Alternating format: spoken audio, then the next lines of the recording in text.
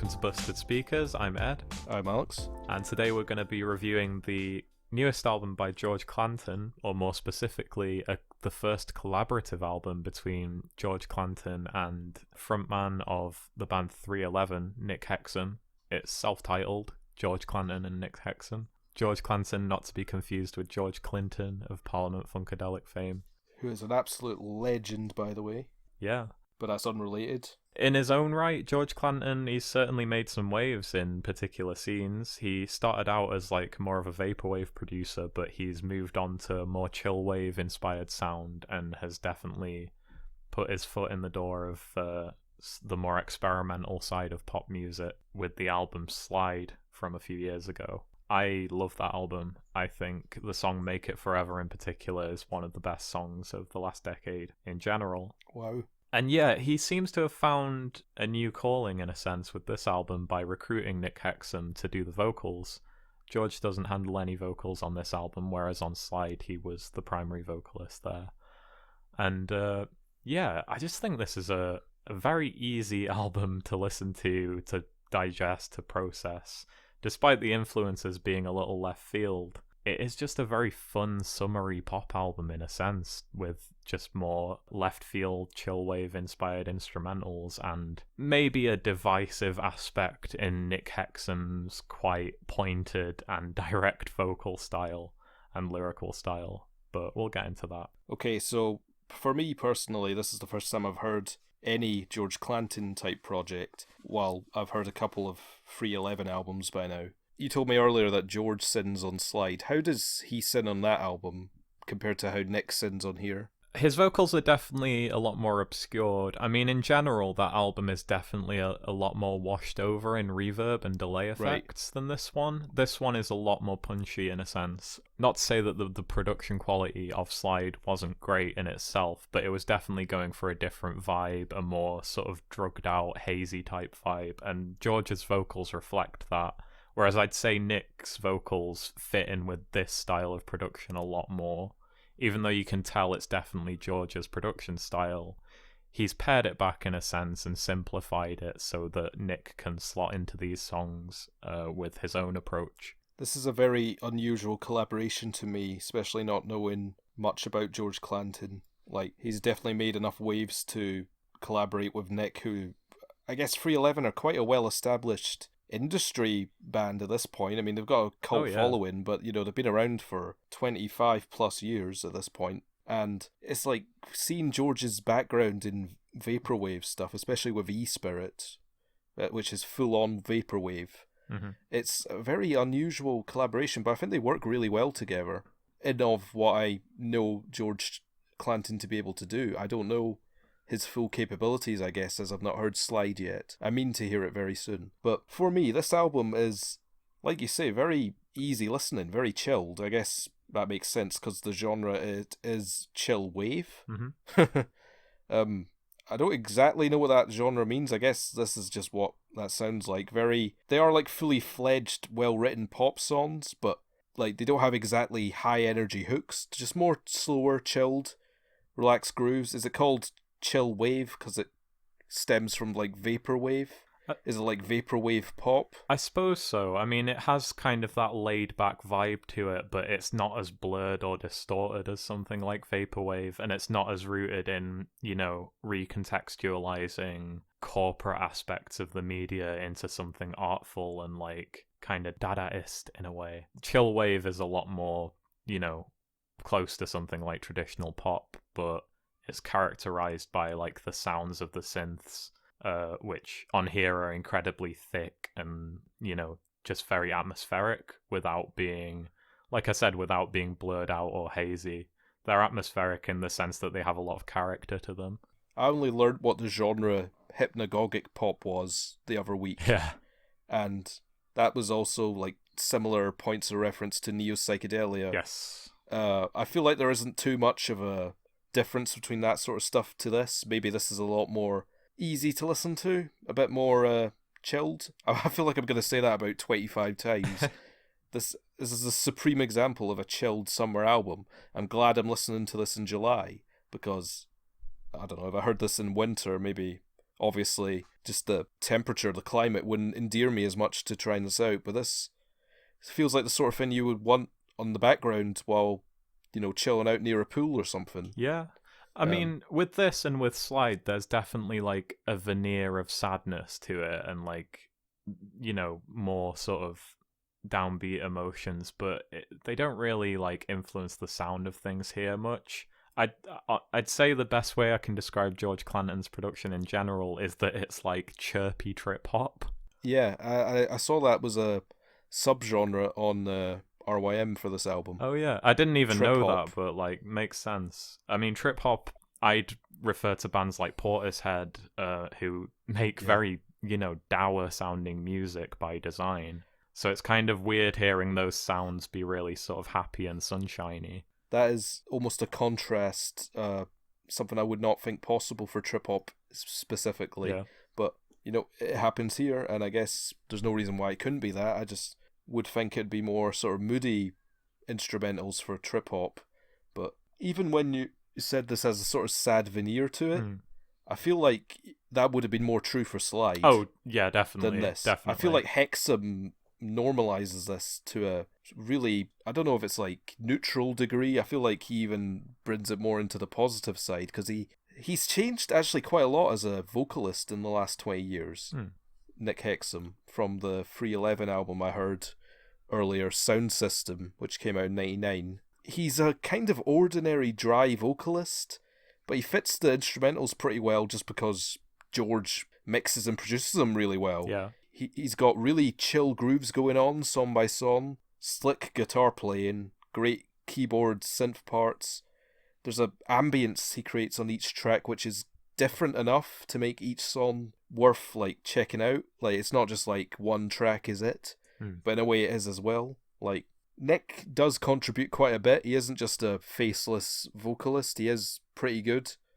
I don't know if you'd have preferred George to sing these specific songs, or if you could even imagine that, Ed. I don't think so, because speaking on what I said before, I think George's vocals fit more in line with what he was doing on Slide, whereas here, I think he has intentionally simplified his production and songwriting to make sure that Nick feels comfortable over these beats. I can't imagine Nick singing over the beats on Slide, and I can't imagine George singing on the instrumentals here. So it definitely works.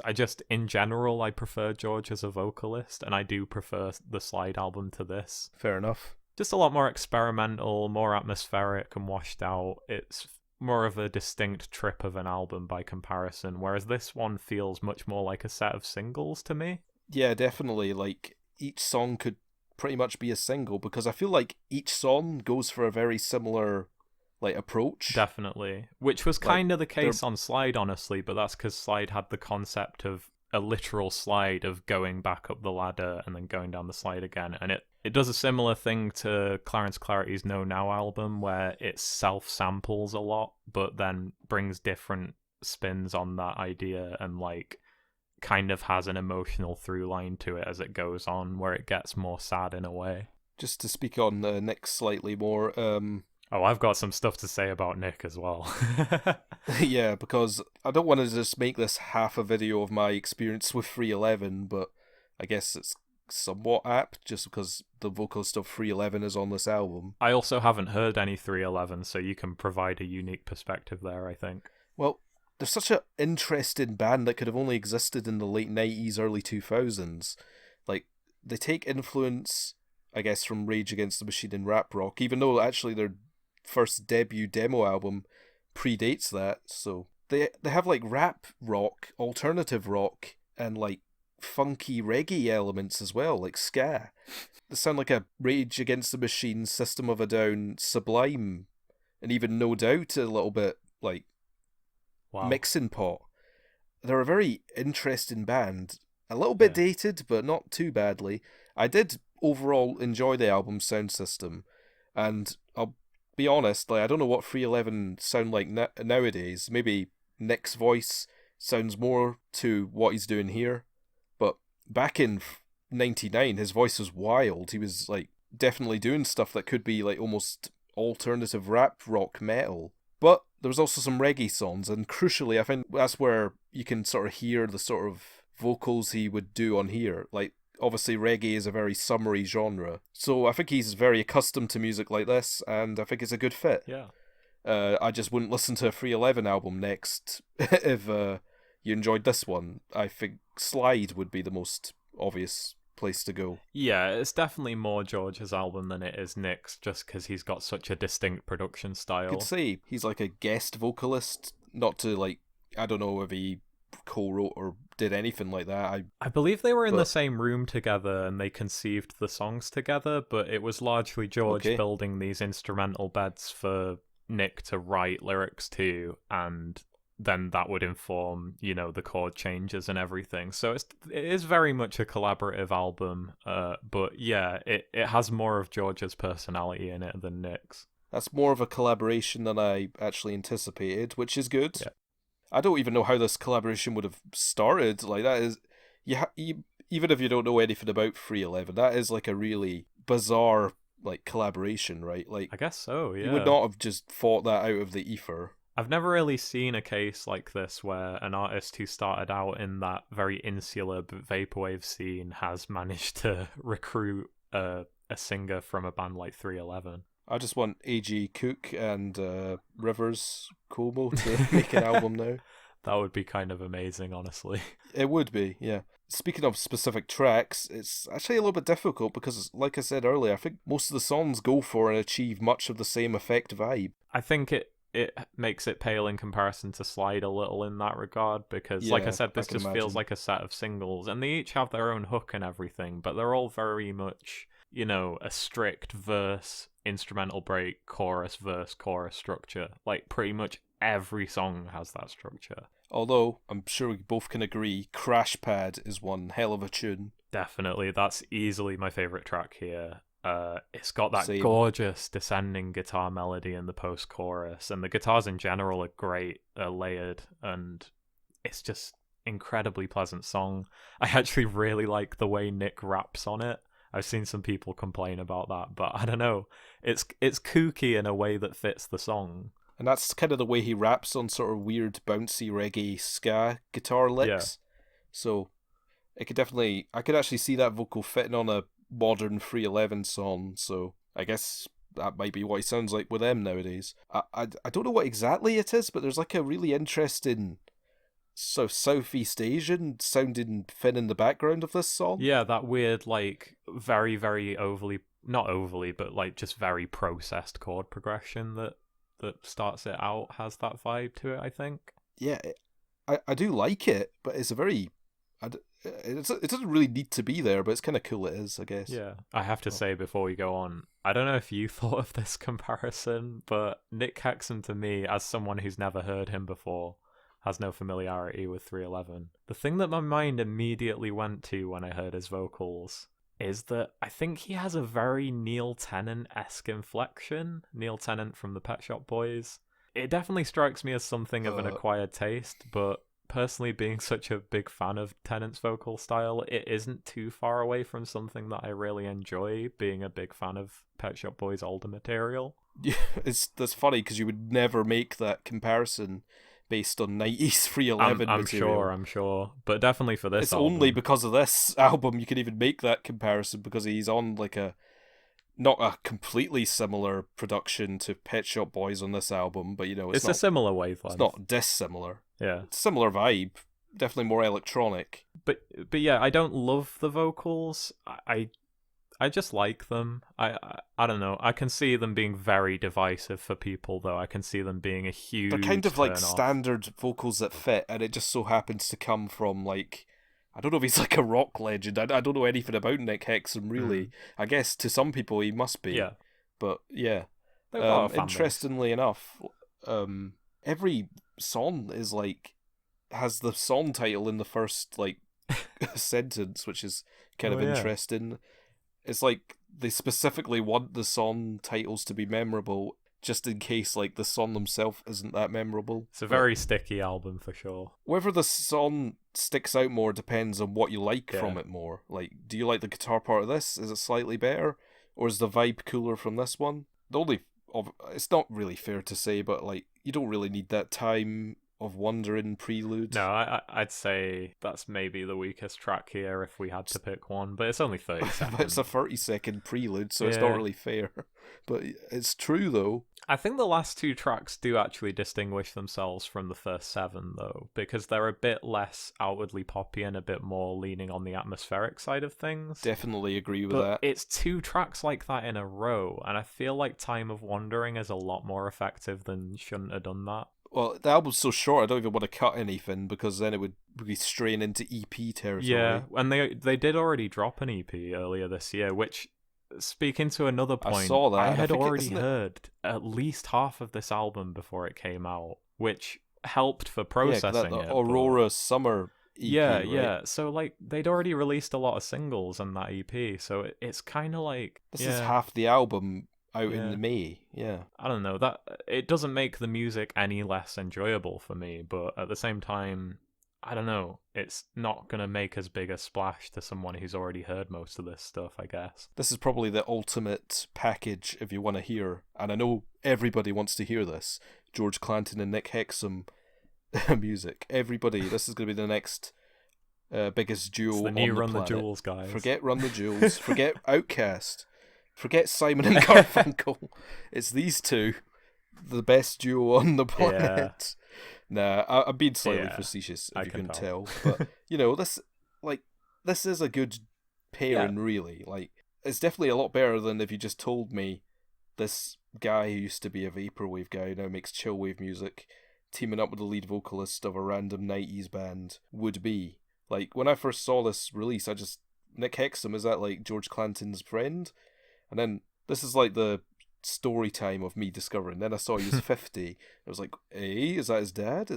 What is this? And he has no releases he has no solo releases prior to this. It's like, who is? And then I saw it of 311. That is so confusing to me. I couldn't wrap my head around it to begin with, because 311's music is so different. So I do appreciate Nick Hexum stepping out of his comfort zone considerably for this. Like I say, I have no idea where this collaboration stems from. I don't think even you know, do you? I did see George speak on it a little, saying he felt like he'd found the perfect voice for his production style, which, again, I don't know if I completely agree with that, but definitely for these types of songs, he fits in very well. And I think he was a fan of 311 growing up, so like maybe it is kind of like a fan That's moment for him to be able to do this. And that is cool if that is the case. And, well, you said it was there, so that is the case.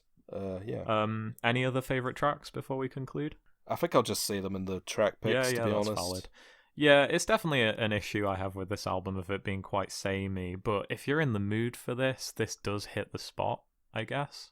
It really does. Like, this makes really perfect background listening, and whenever I say that, there's always a little fret of it being sort of a dismissive or negative statement. Not everything can be background music, but not everything could be both background music and good for just general listening, which this does, pretty much. Not saying every moment's great, but pretty much it's pretty consistent. So it at least succeeds in being an album that helps us imagine we're in a less apocalyptic summer than we really are.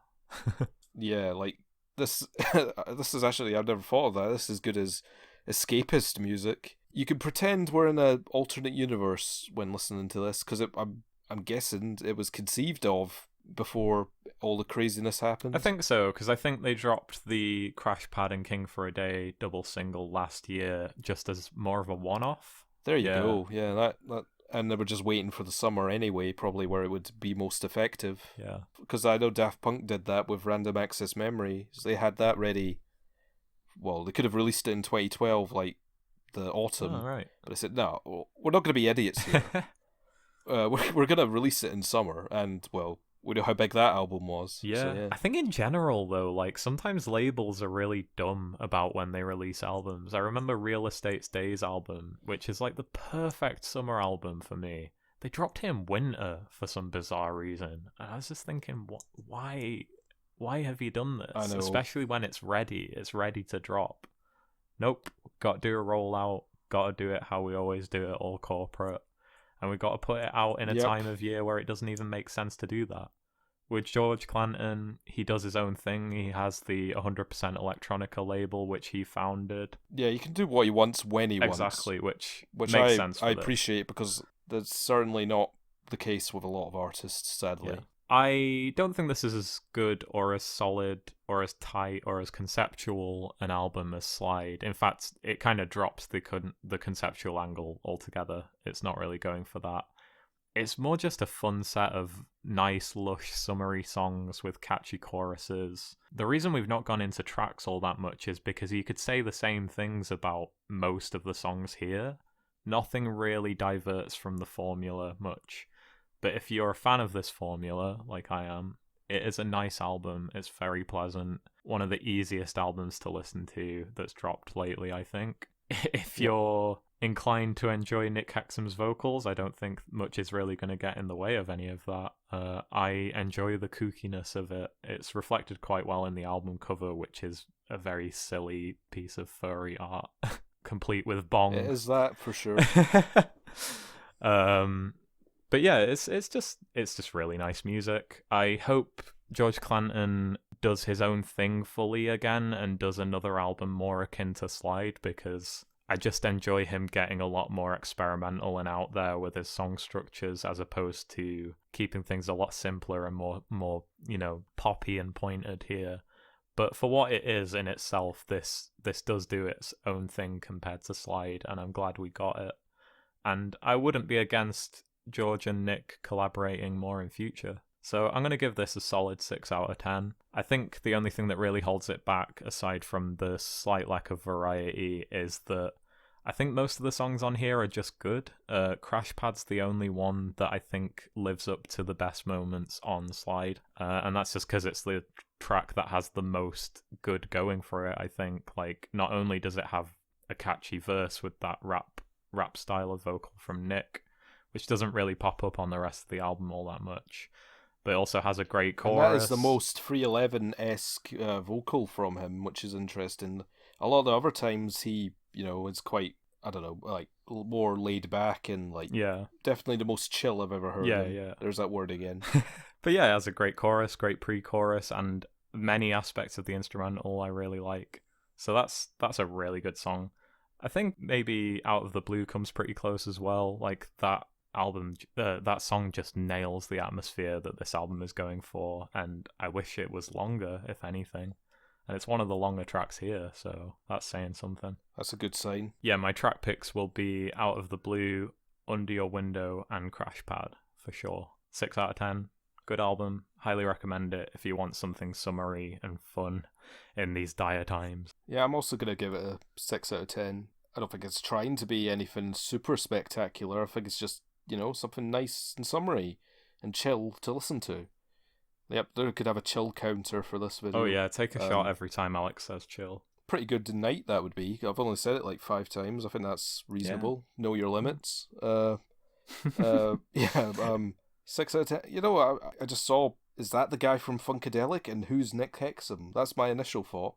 And then, no. This is its own little pocket of pop. Its own little style. Yeah. I feel like George Clanton has tapped into a sort of hazy, summery niche of pop, which, not saying nobody else can do, but George Clanton definitely has a foothold on some of the best production and mixing of it. Definitely creates really good instrumentals here for Nick Hexum to send in, I guess, a little bit of rap over. Yeah, on Slide there was definitely like really catchy hooks and like melodies and stuff, but I think on this he really doubles down on the pop and pares down the experimentalism. Yeah, quite tangible hooks, really. Yeah.